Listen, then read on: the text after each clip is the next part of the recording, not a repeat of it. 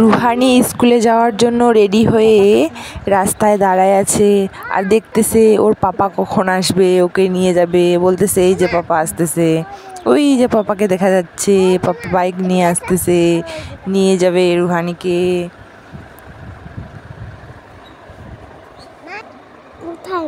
Rouhani এখন হাসতেছে, এই যে আবার দেখতেছে, এই যে আবার হাসতেছে, এই যে আবার হাসতেছে রুহানি ওর পাপাকে পাপার অপেক্ষায় আছে, কখন পাপা আসবে, কখন নিয়ে যাবে স্কুলের টাইম তো হয়ে যাচ্ছে।